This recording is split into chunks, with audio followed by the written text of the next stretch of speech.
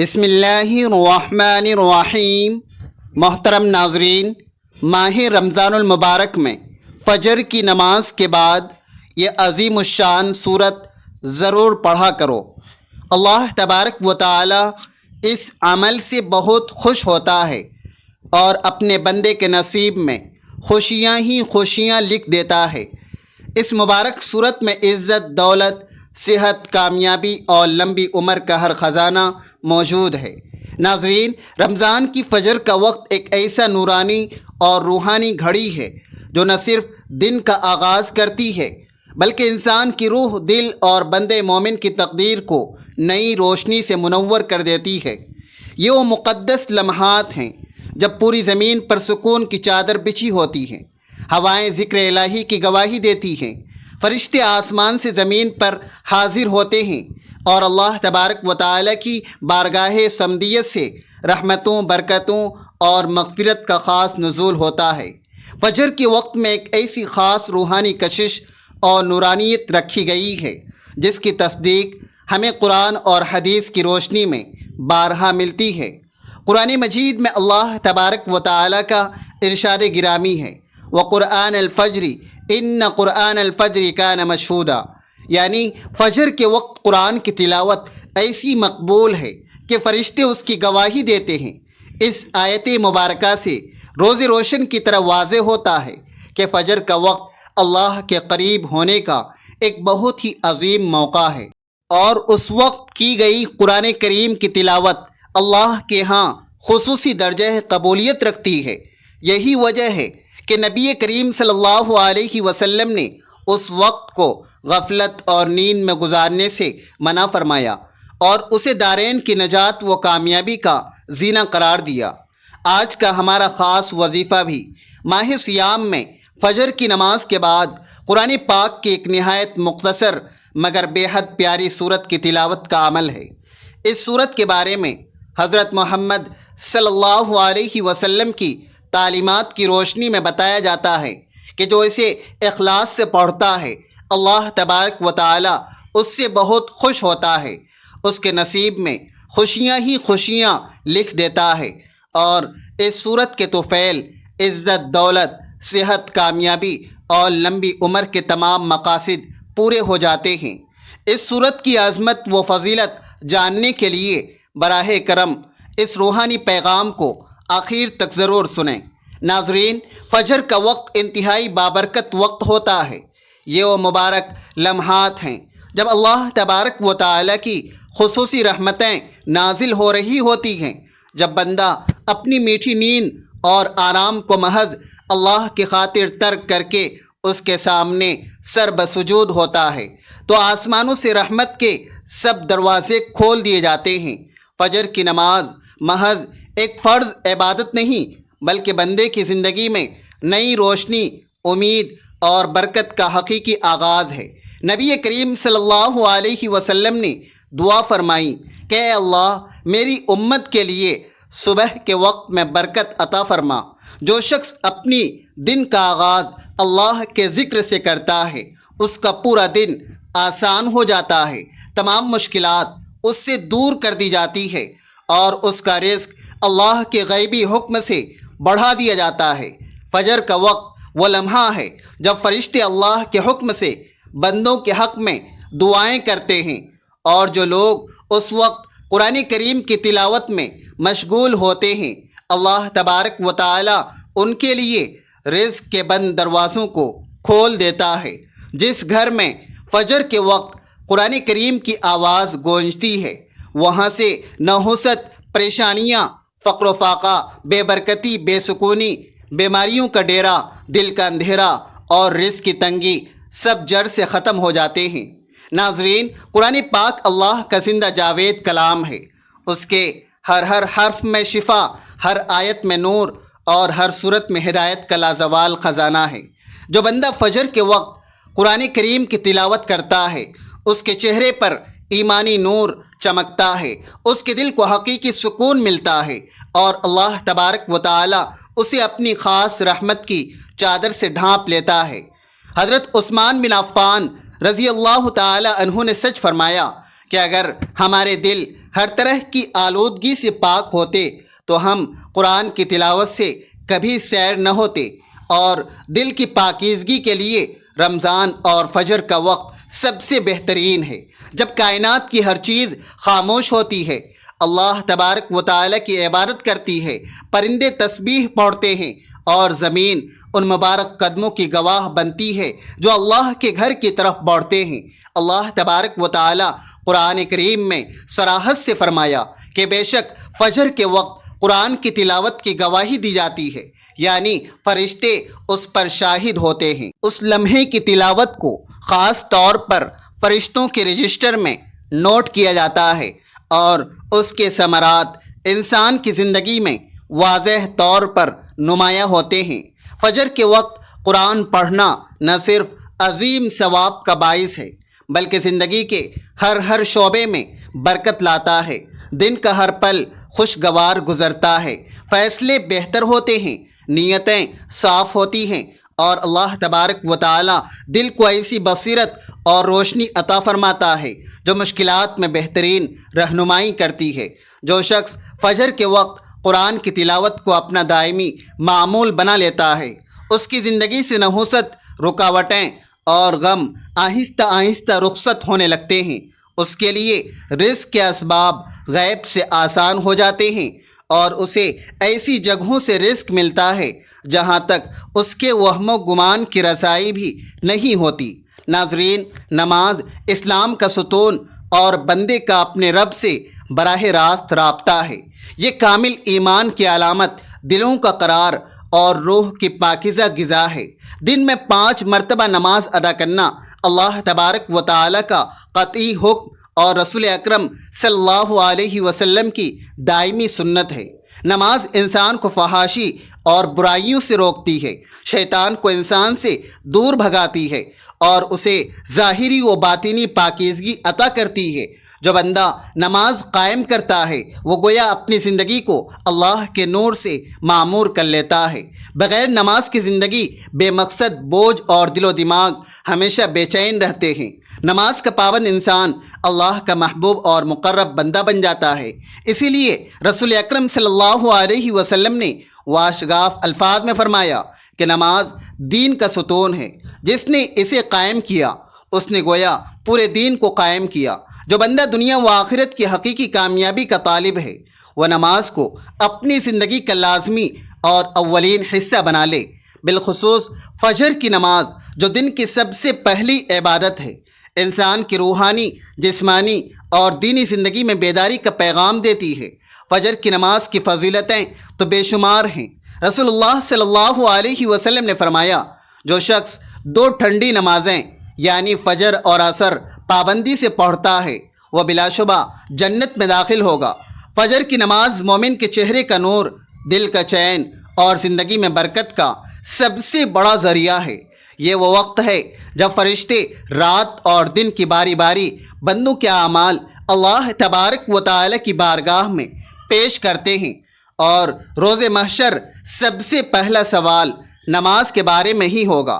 حضرت جندب بن عبداللہ رضی اللہ تعالی عنہ سے مروی ہے کہ نبی کریم صلی اللہ علیہ وسلم نے فرمایا، جو شخص فجر کی نماز پڑھتا ہے وہ شام تک اللہ کے ذمہ کرم اور حفظ کی حفاظت میں آ جاتا ہے۔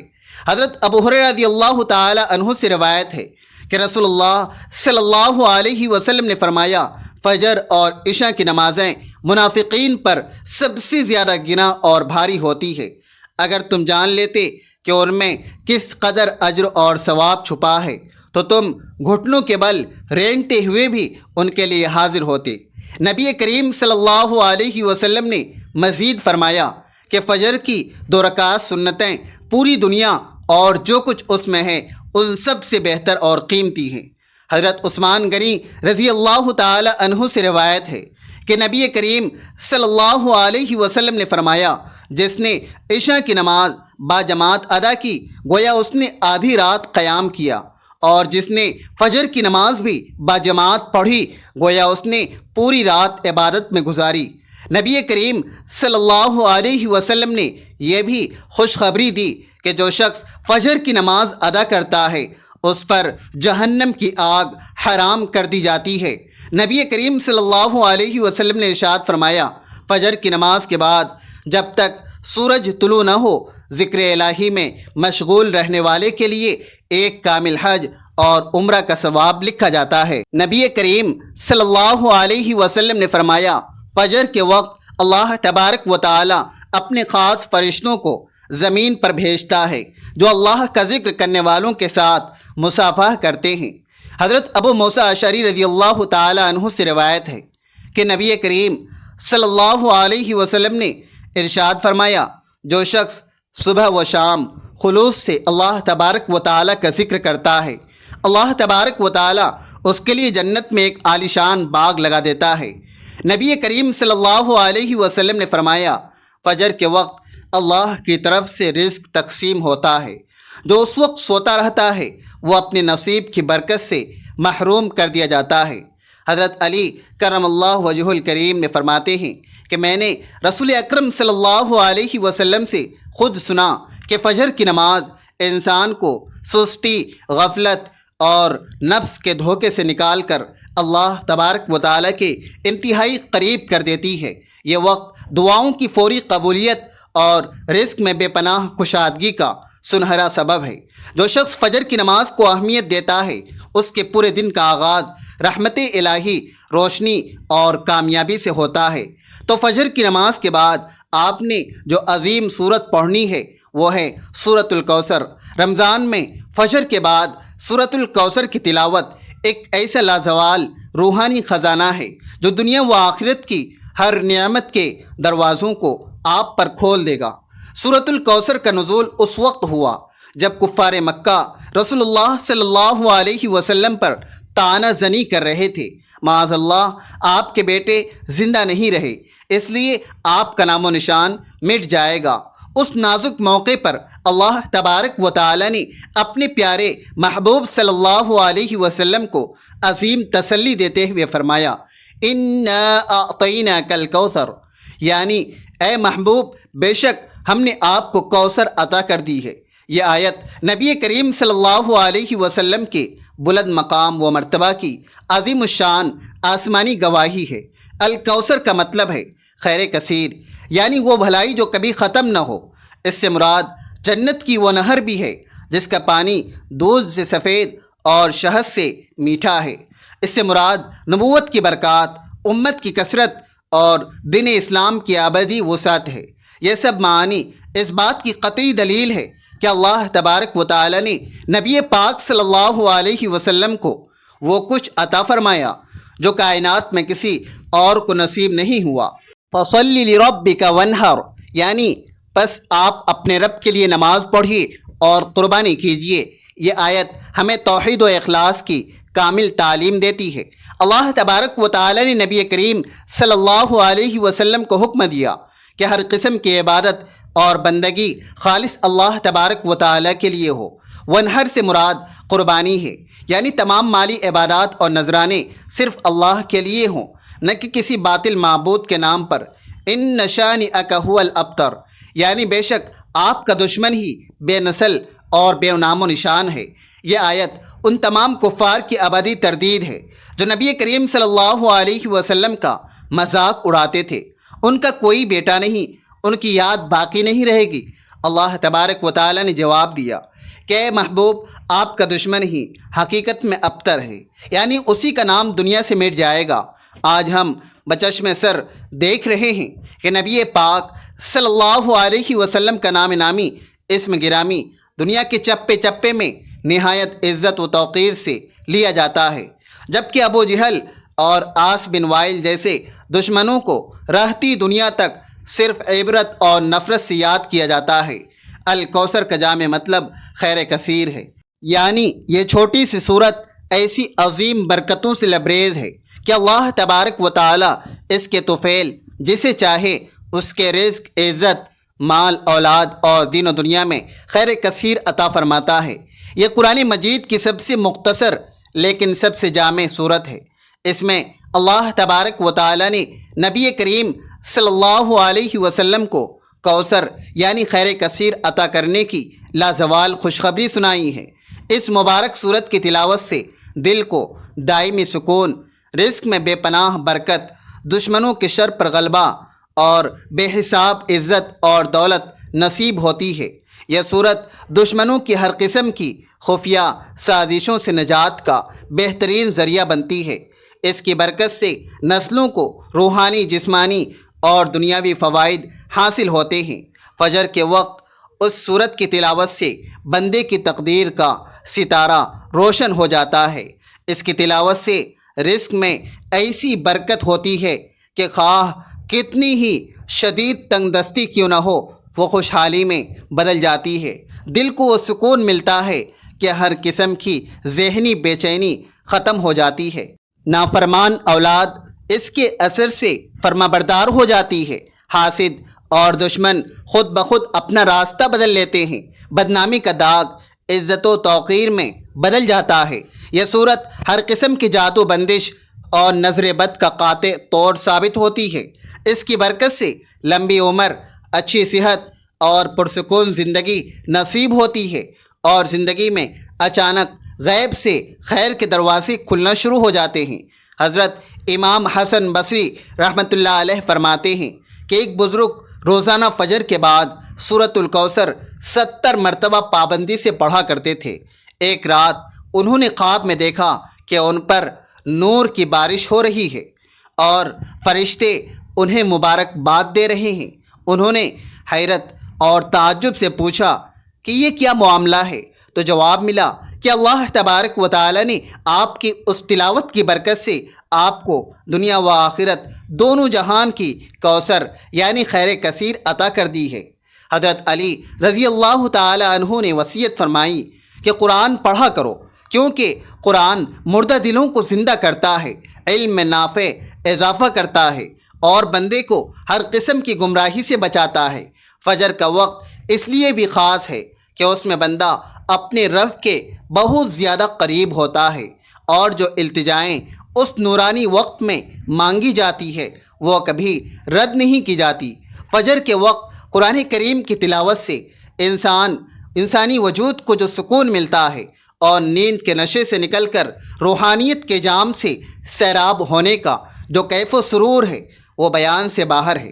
ناظرین، جو بندہ فجر کے وقت قرآن کریم کی تلاوت کرتا ہے، اللہ تبارک و تعالی اسے صحت اور ایمان کے ساتھ لمبی عمر عطا فرماتا ہے، اس کی روزی روٹی میں برکت دیتا ہے، اس کی تمام دعائیں شرف قبولیت پاتی ہیں، اور اس کی آنے والی نسلوں تک خیر کا سلسلہ جاری و ساری رہتا ہے۔ اگر آپ تھوڑا غور کریں تو دیکھیں گے کہ جن لوگوں کی زندگیاں واقعی کامیاب، مطمئن اور بابرکت ہوتی ہے، ان کی ہر صبح قرآن کریم کی نور سے منور ہوتی ہے۔ اگر آپ بھی دنیا و آخرت کی سچی کامیابی کے طالب ہیں تو رمضان المبارک کی فجر کی نماز کے بعد قرآن کریم کی تلاوت کو اپنا دائمی معمول بنا لیں۔ اگر کوئی بندہ رزق کے حوالے سے سخت پریشان ہے، چاہے وہ بے روزگار ہو، کاروبار میں بندش یا رکاوٹ ہو، قرض کے بوجھ تلے دبا ہو، یا اس کے رزق میں برکت نہ ہو، تو وہ فجر کے مبارک وقت میں تھوڑی دیر کے لیے قرآن کریم کی تلاوت شروع کر دے اور اسے روزانہ کا معمول بنا لے تو چند ہی دنوں میں انشاءاللہ اس کی پوری زندگی بدل جائے گی۔ آپ خود محسوس کریں گے کہ دل کا بوجھ اور ذہن کے اندھیرے دور ہو رہے ہیں، چہرے پر ایمانی اطمینان آ رہا ہے، اور دن بھر کے کام کاج خود بخود آسان ہوتے چلے جا رہے ہیں۔ ایسے بندے کے لیے دنیا کی راہیں بھی آسان اور آخرت کی منزلیں بھی روشن ہو جاتی ہے۔ اگر کوئی لمبی عمر، عزت، دولت، سکون اور رزق میں بے پناہ کشادگی چاہتا ہے تو اسے نبی کریم صلی اللہ علیہ وسلم کی بتائی ہوئی وہ خاص صورت ضرور پڑھنی چاہیے جو خود رسول اللہ صلی اللہ علیہ وسلم نے اپنی امت کو بطور تحفہ و وظیفہ عطا فرمائی۔ ناظرین محترم، وقت کی نزاکت کو مد نظر رکھتے ہوئے اب ہم اس مخصوص عمل کی طرف بڑھتے ہیں اور آپ کو بتاتے ہیں کہ آپ نے سورۃ الکوثر کو رمضان المبارک میں فجر کی نماز کے بعد کس خاص تعداد اور ترتیب سے پڑھنا ہے۔ سب سے پہلے آپ نے تازہ وضو کر کے فجر کی نماز پورے آداب اور احترام کے ساتھ ادا کرنی ہے۔ نماز ادا کرنے کے بعد آپ چاہیں تو جائے نماز پر بیٹھ کر ہی یہ عمل کر سکتے ہیں، یا اگر کسی مجبوری سے جائے نماز پر بیٹھ کر نہیں پڑھ سکتے تو کچھ دیر بعد چلتے پھرتے یا جہاں بھی مناسب وقت ملے اس عمل کو کر لیں۔ ناظرین محترم، اس عمل کو انجام دینے کے لیے چند اخلاقی احتیاطیں لازمی ہیں۔ جھوٹ سے مکمل پرہیز کریں، غیبت سے بچیں، سچائی، عاجزی اور ظاہری و باطنی پاکیزگی کا خاص خیال رکھیں، رزق حلال پر سختی سے قائم رہیں اور سچے دل سے خلوص نیت اور کامل یقین کے ساتھ یہ عمل کریں۔ خواتین ایام خاص میں تلاوت نہیں کریں گی، بلکہ صرف دل میں نیت کر کے سورۃ الکوثر کی آڈیو سن سکتی ہیں، اور مکمل پاکیزگی کے بعد یہ وظیفہ دوبارہ شروع کر دیں۔ فجر کی نماز کے بعد باوضو پاک صاف جگہ پر سکون سے بیٹھ جائیں۔ سب سے پہلے حضور پاک صلی اللہ علیہ وسلم کی ذات اقدس پر درود پاک کا بہترین نذرانہ پیش کریں۔